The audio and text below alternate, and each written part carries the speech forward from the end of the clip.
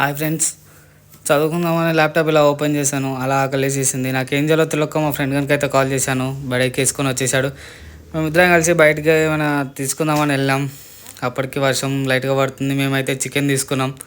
Chicken తీసుకొని ఏం చేద్దామని ఆలోచించే లోపే మావాడు బిర్యానీ చేసుకుందాం అనుకున్నాడు. అలా అని చెప్పి మేము షాప్కి వెళ్ళి మసాలాలకు దానికి సంబంధించిన ఏమేమో తీసుకున్నాం. మాకు తెలియదు అవేంటో.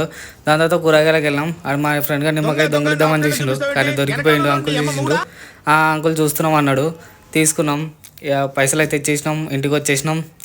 ఇంటికి రాగానే ఆనియన్స్ కట్ చేసుకున్నాం. ఆనియన్స్ కట్ చేసుకొని అవి వేపి ఏమంటారో తెలియదు నాకు, వేయించినాం. దాని తర్వాత బాగా అయిన తర్వాత ఇక రైస్ నీళ్ళు పెట్టి దాంట్లో ఏమేమో అవి మసాలాలు వేసి అన్నీ ఏమేమో వేసినాం, మాకు తెలియదు. దాని తర్వాత మ్యాగ్నేట్ చేసుకున్నాం. చికెన్ ఇలా కలుపుకొని అన్ని మసాలాలు అవి వేసి బాగా కలిపాం. కలిపిన తర్వాత ఇక అన్నీ వేసి బాగా కలిపేసినాం. మా ఫ్రెండ్ గారు అయితే చాలా కష్టపడుతుండో. పెరుగు కలిపేసినాం, అందులో బాగా వేసినాం. ఒక గిన్నె తీసుకొని అందులో అన్నీ వేసి మళ్ళీ దాంట్లో రైస్ వేయాలంటే కదా, అట్లా అని చెప్పి లేయర్స్లో రైస్ వేయడానికి ట్రై చేసినాం. బాగానే వచ్చిందని అనుకున్నా లేయర్స్. అది మొత్తం వేసేసినాం. దాని తర్వాత మళ్ళీ వేయించిన ఉల్లిగడ్డలు, కొత్తిమీర అవి వేసేసి మళ్ళీ దాని మీద రైస్ వేసి అలా చేసినాం.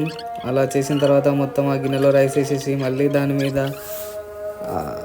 ఆకుకూరగాయలు అవన్నీ ఎంపినవి వేసేసి దాన్ని స్టవ్ తీసుకొని స్టవ్ మీద పెంక మీద గిన్నె పెట్టి అలా కొంతసేపు ఆగం. దాని తర్వాత బిర్యానీ అయింది. తీయగానే వాసన అయితే బాగా వచ్చింది.